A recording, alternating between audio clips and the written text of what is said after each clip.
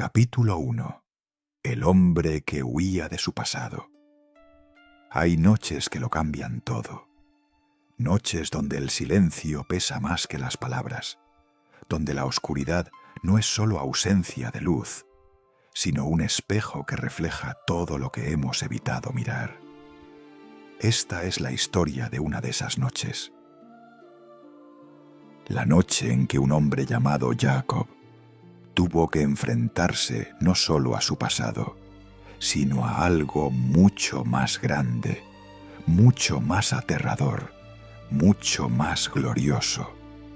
Una noche donde luchó con Dios mismo y sobrevivió, pero no salió igual. Antes de continuar, déjame en los comentarios desde dónde nos estás viendo. Me encantaría saber qué parte del mundo está descubriendo esta historia conmigo hoy. Y si este contenido te está tocando el corazón, suscríbete al canal Descubre la Fe para más historias bíblicas que transforman vidas, y activa la campana de notificaciones para no perderte ningún vídeo. Ahora sí, volvamos a esa noche junto al río Jaboc. Jacob estaba huyendo. Otra vez. Aunque esta vez, técnicamente, estaba regresando. 20 años atrás, había escapado de la ira de su hermano Esaú, a quien le había robado la bendición paterna con un engaño calculado y cruel. 20 años trabajando para su tío Labán, soportando trampas y manipulaciones, construyendo una familia, acumulando riquezas. 20 años donde el nombre de Esaú nunca dejó de susurrarle en los sueños. Y ahora Dios le había dicho que regresara a casa. Pero regresar significaba enfrentar a Esaú. Y las noticias no eran alentadoras. Los mensajeros que Jacob había enviado por delante volvieron con un informe que heló su sangre. Esaú venía a su encuentro con 400 hombres. 400. Jacob conocía a su hermano. Sabía lo que esos 400 hombres podían significar. Venganza, justicia, muerte. El pasado había llegado a cobrar su deuda, y Jacob no tenía dónde esconderse. La angustia lo consumía. Ese hombre que había sido tan astuto, tan calculador, tan seguro de sí mismo, ahora temblaba. Dividió a su familia y sus rebaños en 2 campamentos, pensando que si Esaú atacaba a uno, el otro podría escapar. Envió regalos costosos por delante, manadas enteras de animales como ofrenda de paz. Oró a Dios con una honestidad desesperada que nunca antes había tenido. Reconoció su indignidad, recordó las promesas divinas, suplicó por su vida y la de sus hijos. Jacob, el engañador, el que siempre había confiado en sus propias mañas, ahora clamaba por ayuda. Y entonces hizo algo extraño. Tomó a sus 2 esposas, sus 2 siervas, sus 11 hijos y todo lo que tenía, y los hizo cruzar el vado del Jaboc durante la noche. Los envió al otro lado del río, a todos, y él se quedó solo, completamente solo. ¿Por qué? ¿Qué impulsa a un hombre aterrado a separarse de todo lo que ama justo cuando el peligro se acerca? Tal vez Jacob sabía que lo que estaba por venir no era solo un encuentro con Esaú. Tal vez intuía que antes de enfrentar a su hermano, tenía que enfrentarse a alguien más. Tenía que enfrentarse a sí mismo y a Dios. La noche cayó sobre el Jaboc como un manto pesado, El sonido del agua corriendo era lo único que rompía el silencio. Jacob estaba allí, a orillas del río, con el corazón latiendo fuerte y los pensamientos girando en espiral. El cielo oscuro no tenía estrellas esa noche. Solo oscuridad, solo silencio, solo Jacob y el peso de toda una vida de engaños, miedos y huidas. Pero la noche apenas comenzaba, y lo que estaba por suceder marcaría no solo su vida, sino la historia de todo un pueblo. Capítulo 2. Solo en la oscuridad del Jabbok. La soledad tiene un sonido. No es silencio absoluto, es algo peor. Es el eco de tus propios pensamientos rebotando en la oscuridad, sin nadie que los interrumpa, sin nada que los distraiga. Jacob conocía bien ese sonido. Había pasado noches en el desierto, noches bajo las estrellas cuidando rebaños, noches donde solo estaban él y Dios. Pero esta noche era diferente. Esta noche la oscuridad parecía viva, parecía espesa, parecía estar esperando algo. El río Jabbok corría a su lado con un murmullo constante, indiferente al drama humano que se desarrollaba en sus orillas. Jacob miraba el agua oscura moverse, llevándose todo a su paso, y tal vez se preguntaba si así se sentía su vida, arrastrada por una corriente que él no podía controlar, dirigiéndose hacia un destino que lo aterraba. Al otro lado del río estaban sus esposas, sus hijos, todo lo que amaba. Más allá, en algún lugar de la oscuridad, Esaú y sus 400 hombres se acercaban.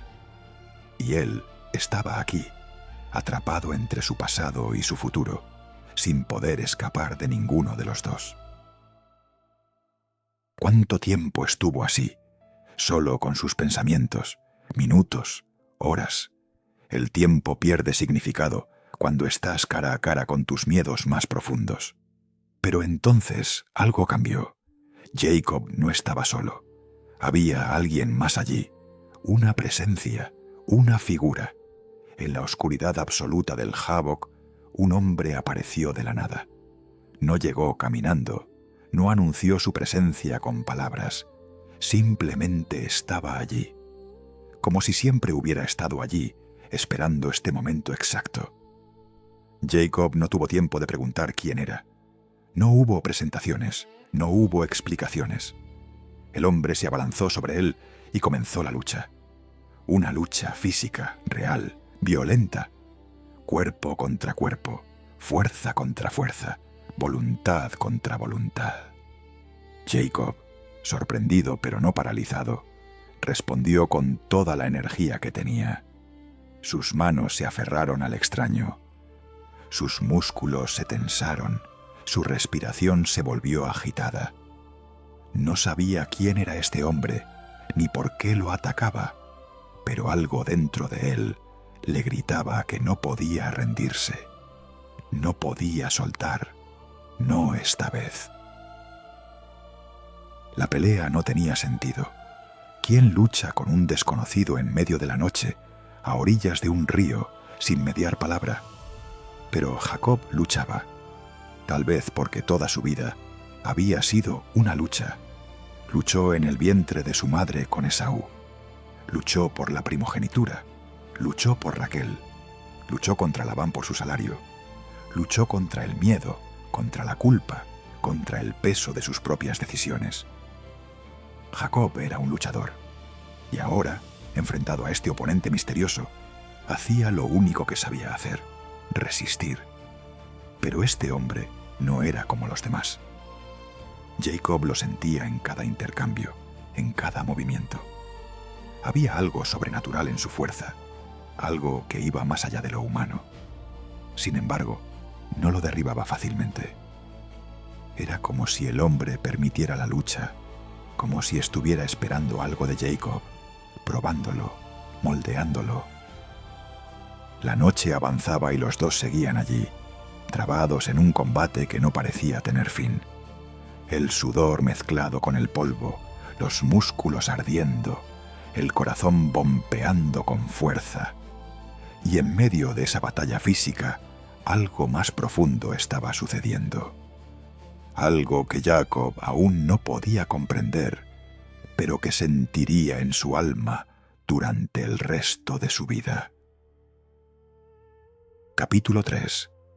La lucha que no termina al amanecer. Hay batallas que duran minutos y dejan cicatrices para siempre. Y hay batallas que duran horas y transforman quién eres. Esta era de las segundas. Jacob y el hombre misterioso llevaban luchando toda la noche. No era un combate breve, explosivo, que se resuelve en segundos. Era una guerra de resistencia, de voluntades inquebrantables, de fuerzas que se negaban a ceder. Cada músculo del cuerpo de Jacob gritaba por descanso. Cada respiración era un esfuerzo. El sudor le corría por la frente, mezclándose con el polvo del suelo. Pero no soltaba, no podía soltar. ¿Qué impulsa a un hombre a seguir peleando cuando todo su ser le pide rendirse? ¿Orgullo? ¿Desesperación? ¿O algo más profundo, algo que ni siquiera él mismo comprende? Jacob había pasado su vida entera aferrándose a cosas. Se aferró al talón de Esaú al nacer. Se aferró a la primogenitura. Se aferró a la bendición robada. Se aferró a Raquel durante 14 años de trabajo. Jacob sabía aferrarse. Y ahora, en esta lucha incomprensible, se aferraba a este hombre con la misma tenacidad feroz que había definido toda su existencia. Solo que esta vez no sabía exactamente qué estaba peleando por conseguir. El hombre con quien luchaba era extraordinario. Jacob lo sentía en cada intercambio, en cada movimiento. Había una fuerza contenida en él, como si pudiera terminar la pelea en cualquier momento, pero eligiera no hacerlo. Sus movimientos eran precisos, medidos, casi educativos, como si cada empujón, cada agarre, cada giro estuviera enseñándole algo a Jacob, y sin embargo no pronunciaba palabra. El silencio entre ellos era absoluto, roto solo por el sonido de la respiración agitada, el roce de la ropa, el golpe seco de los cuerpos contra el suelo. Era una conversación sin palabras, un diálogo de carne y hueso, de voluntad contra voluntad. Las horas pasaron. La oscuridad de la medianoche dio paso a la oscuridad previa al alba. Ese momento donde la noche es más densa, justo antes de que llegue la luz. Jacob estaba exhausto.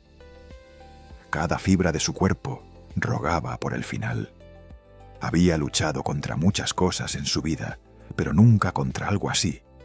Este oponente no se cansaba, no flaqueaba, no mostraba señales de debilidad. Y aún así, tampoco lo derrotaba. Era como si la lucha misma fuera el punto, no el resultado. Como si alguien necesitara ver hasta dónde podía llegar Jacob antes de quebrarse. Pero Jacob no se quebraba. O tal vez sí, de formas que aún no podía ver. Porque esta no era solo una batalla física. Con cada hora que pasaba, con cada momento en que se negaba a rendirse, algo dentro de él estaba cambiando.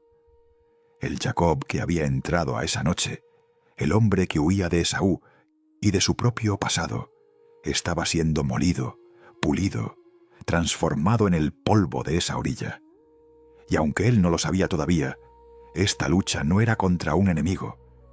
Era una lucha por su alma, una lucha por su identidad, una lucha por descubrir quién realmente era cuando se le despojaba de todas sus astucias, todas sus máscaras, todos sus planes. Y entonces, cuando el horizonte comenzó a mostrar las primeras señales débiles del amanecer, cuando la oscuridad empezó a retroceder lentamente, el hombre finalmente habló. Sus primeras palabras en toda la noche rompieron el silencio como un trueno. «Déjame ir, porque el alba está por llegar». Pero Jacob, dolorido, agotado, al borde del colapso, hizo algo que definiría el resto de su vida. Se aferró más fuerte y pronunció las palabras que cambiarían todo. Capítulo 4. El toque que cambia todo. Hay momentos en la vida donde un simple toque lo cambia todo. Un roce que parece insignificante, pero que parte la historia en dos. Un antes y un después. Para Jacob ese momento llegó cuando el alba comenzaba a romper la oscuridad. El hombre con quien había luchado toda la noche le pidió que lo dejara ir. Pero Jacob, con una terquedad que venía de lo más profundo de su ser, se negó. Sus manos, agrietadas y temblorosas por el esfuerzo, se aferraron con más fuerza. Y entonces el hombre hizo algo que reveló su verdadera naturaleza. Algo que ningún ser humano ordinario podría hacer. Con un simple toque, apenas un roce en la cadera de Jacob, el encaje de su muslo se dislocó. No fue un golpe violento, no fue una técnica de combate elaborada. Fue un toque, suave, preciso, devastador. El dolor fue instantáneo, explosivo, como si 1000 agujas de fuego atravesaran su cuerpo al mismo tiempo. Jacob sintió como su pierna cedía, como su cuerpo entero colapsaba bajo un sufrimiento que nunca había experimentado. Cayó, pero sus manos no soltaron. Incluso en su agonía, incluso con su cuerpo quebrado, Jacob seguía aferrado a aquel hombre misterioso. Ese toque reveló todo. El hombre con quien Jacob había luchado durante horas no era un viajero común, no era un bandido, no era un enemigo humano. Era algo mucho más grande, mucho más poderoso. Si con un simple roce podía desarticular un hueso, ¿qué había impedido que terminara la lucha horas atrás? La respuesta era clara y aterradora. Él había permitido la lucha. Había permitido que Jacob resistiera. Había permitido que sintiera que tenía alguna posibilidad. Pero ahora, con un gesto mínimo, demostraba que el poder siempre había estado en sus manos. Y sin embargo, hay algo profundamente hermoso en lo que sucedió a continuación. Jacob, cojo, quebrado, con el dolor recorriendo cada nervio de su cuerpo, no huyó, no se rindió, no maldijo su suerte, ni suplicó por misericordia. En cambio, se aferró aún más fuerte, porque Jacob acababa de entender algo crucial. Si este ser podía herirlo con un toque, también podía bendecirlo con una palabra.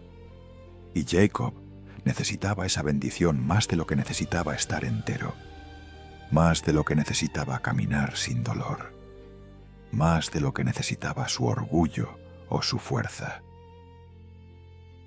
En ese momento de debilidad absoluta, Jacob encontró su mayor fortaleza, no la fuerza de sus músculos, que ahora estaban destrozados, no la fuerza de su astucia, que de nada había servido en esta lucha, sino la fuerza de la desesperación sagrada, la fuerza de reconocer su propia insuficiencia y aferrarse a lo único que podía salvarlo. Jacob estaba roto, física, emocional, espiritualmente roto, y en ese estado de quebrantamiento total, finalmente estaba listo para recibir lo que toda su vida había estado buscando de las formas equivocadas. El dolor en su cadera era insoportable. Cada respiración lo intensificaba. Cada movimiento era una tortura. Pero Jacob no soltó, porque había aprendido algo en esa noche interminable. A veces Dios tiene que quebrarnos para bendecirnos. A veces tiene que dislocar lo que está fuera de lugar en nosotros para poder ponernos donde debemos estar. Y a veces la herida que más duele es la que más necesitamos. Jacob estaba a punto de descubrir que su cojera sería su gloria y su debilidad su mayor victoria. Capítulo 5. La bendición que se arranca con lágrimas. Hay palabras que definen una vida entera, palabras que una vez pronunciadas no pueden ser retiradas, que resuenan en la eternidad y cambian el curso de la historia. Jacob estaba a punto de pronunciar las suyas. Quebrado, cojo, aferrado a ese hombre misterioso, con las pocas fuerzas que le quedaban, Jacob pronunció una frase que saldría no de su astucia, sino de lo más profundo de su desesperación.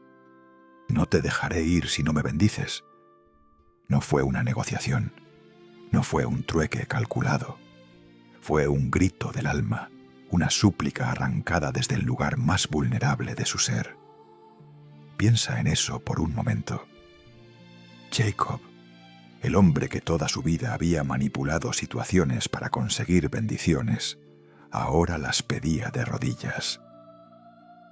El que había engañado a su padre ciego para robar la bendición de Esaú, el que había luchado en el vientre materno por ser el primero, el que había negociado la primogenitura por un plato de lentejas, ahora no tenía trucos, no tenía planes, no tenía máscaras.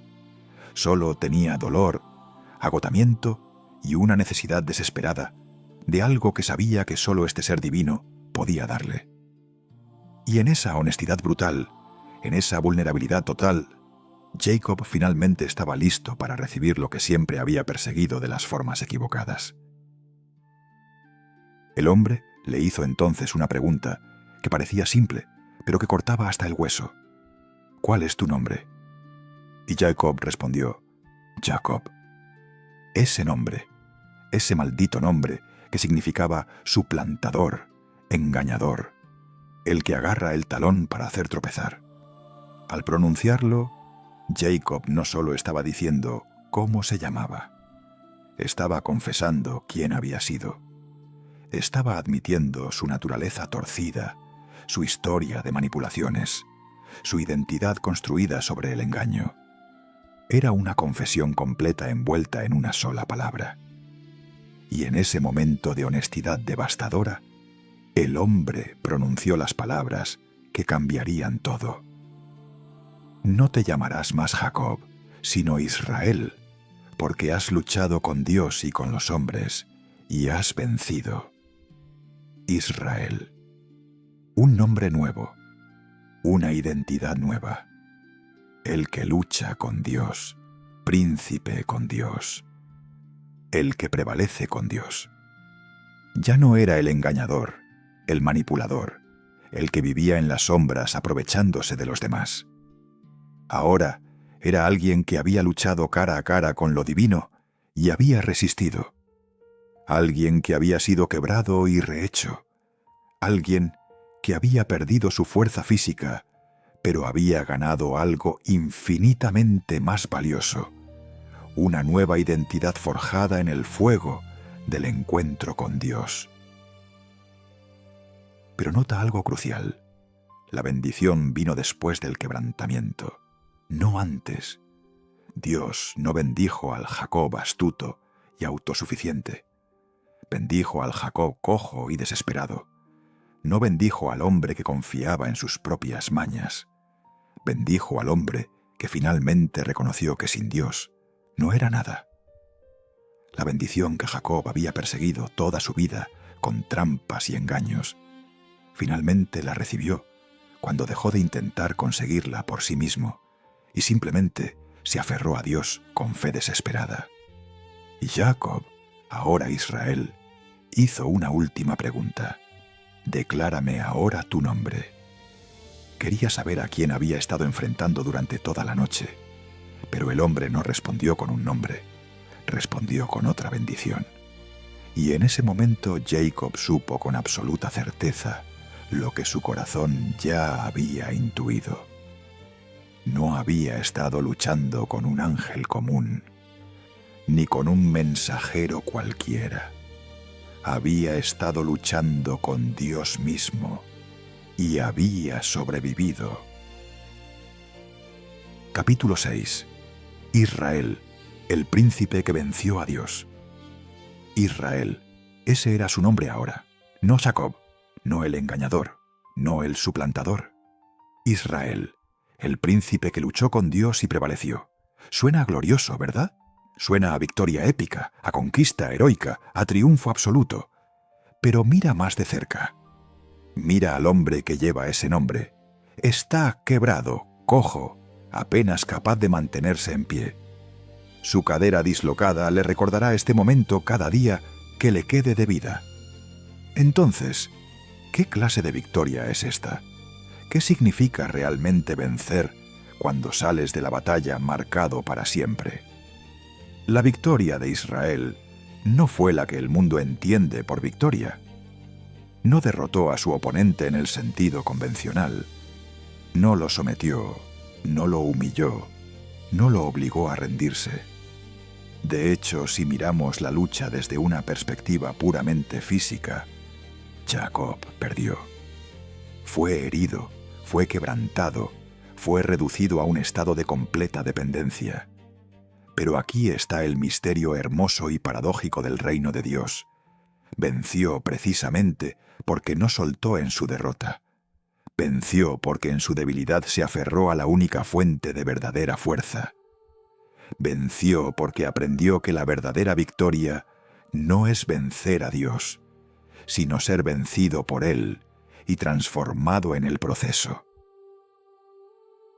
Piensa en lo que significa este nombre, el que lucha con Dios. No es una descripción de alguien que pelea contra Dios como enemigo, sino de alguien que se atreve a enfrentarse cara a cara con lo divino, a no conformarse con respuestas fáciles, a exigir más que migajas de bendición. Israel es el nombre de alguien que no acepta un Dios distante o indiferente. Es el nombre de alguien que dice: si vas a estar en mi vida, entonces estás completamente, y no me conformaré con menos que tu presencia total, tu bendición completa, tu transformación profunda. Y el que prevaleció. ¿Cómo prevaleció Israel? No con astucia, como lo había hecho Jacob durante décadas, no con engaños ni manipulaciones. Prevaleció con persistencia, prevaleció con fe desesperada.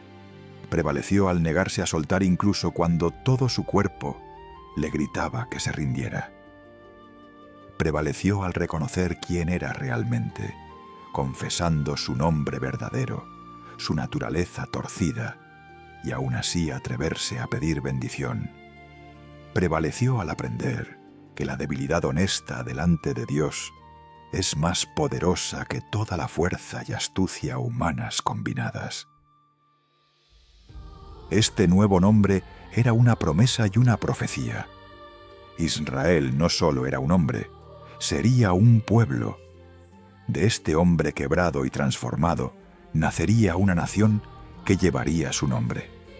Un pueblo que también lucharía con Dios, que también cuestionaría, que también sería quebrantado y bendecido. Un pueblo que aprendería, generación tras generación, que la relación con Dios no es pasiva ni distante, sino un compromiso intenso, a veces doloroso, siempre transformador. El nombre Israel no describía solo a un hombre, describía el corazón de toda una historia de redención. Pero en ese momento, al lado del río Jaboc, con el sol comenzando a salir sobre el horizonte, Israel era simplemente un hombre transformado. Un hombre que había entrado a la noche como Jacob, huyendo de su pasado y aterrado por su futuro, y que salía como Israel, ya no definido por sus errores, sino por su encuentro con Dios, ya no corriendo de Esaú, sino preparado para enfrentarlo, no porque sus circunstancias hubieran cambiado, sino porque él había cambiado, y ese cambio lo cambiaría todo. Capítulo 7. La cojera que marca la gloria. El sol finalmente salió sobre Peniel. Peniel, el rostro de Dios, fue el nombre que Jacob le dio a ese lugar, porque allí había visto a Dios cara a cara y su vida había sido preservada. No muchos pueden decir eso. No muchos, sobreviven a un encuentro tan íntimo con lo divino. Pero Israel sobrevivió. Y mientras el sol bañaba la orilla del Jabok con luz dorada, él comenzó a caminar, o mejor dicho, a cojear. Cada paso era un recordatorio. Cada movimiento de su cadera dislocada le gritaba lo que había sucedido esa noche. Y nunca dejaría de gritar. La cojera de Israel no era una maldición, era una marca de gloria. Era la evidencia visible de un encuentro invisible. Cada vez que alguien lo viera caminar, cada vez que él mismo sintiera el dolor atravesar su pierna, recordaría que había luchado con Dios y había sido transformado. Esa cojera era su medalla de honor, su cicatriz sagrada, su testimonio perpetuo de que Dios no lo había dejado como lo encontró. Hay heridas que nos destruyen y hay heridas que nos definen. La de Israel era de las segundas. Era el precio de su transformación y lo llevaría con dignidad cada día de su vida. Pero la historia no termina con una cojera, termina con un encuentro, porque después de esa noche junto al Jabok, Israel tuvo que enfrentar lo que más temía, su hermano Esaú. ¿Recuerdas? Por eso había estado tan aterrado. Por eso había dividido su familia y enviado regalos. Por eso había orado con desesperación. Esaú venía con 400 hombres y Jacob había asumido lo peor. Pero algo extraordinario sucedió. Cuando finalmente se encontraron, Esaú no vino con espada en mano. Vino corriendo, con los brazos abiertos, y abrazó a su hermano. Lo besó. Lloró con él. El enemigo que Jacob tanto temía se había convertido en un hermano perdonador. ¿Coincidencia? No. Porque el Jacob que huyó 20 años atrás no habría podido recibir ese perdón. Habría sido demasiado orgulloso, demasiado manipulador, demasiado atrapado en sus propios esquemas para reconocer la gracia cuando la viera. Pero Israel, el hombre quebrantado y transformado, estaba listo. Había sido humillado por Dios, y esa humillación lo preparó para recibir la misericordia de su hermano. Cuando te enfrentas a Dios y sobrevives, enfrentar a los hombres se vuelve posible. Cuando Dios te quiebra y te rehace, las batallas humanas pierden su poder para destruirte. Y aquí está la lección que atraviesa los siglos. Todos tenemos nuestro Jabok. Todos tenemos esa noche oscura donde Dios nos encuentra y nos obliga a luchar, a confrontar quiénes realmente somos, a soltar las mentiras que nos hemos dicho sobre nosotros mismos. Todos tenemos ese momento donde nuestras propias fuerzas no son suficientes y tenemos que elegir. ¿Nos rendimos y huimos o nos aferramos a Dios con desesperación sagrada? Todos enfrentamos ese toque divino que disloca lo que está fuera de lugar en nuestras vidas. Y duele, oh, cómo duele. Pero ese dolor es el camino hacia la transformación. Tal vez tú estás en tu Jabok ahora mismo. Tal vez estás luchando con Dios, cuestionando, resistiendo, aferrándote con las pocas fuerzas que te quedan. Tal vez ya fuiste quebrantado y llevas una cojera que nadie más ve, pero que tú sientes cada día.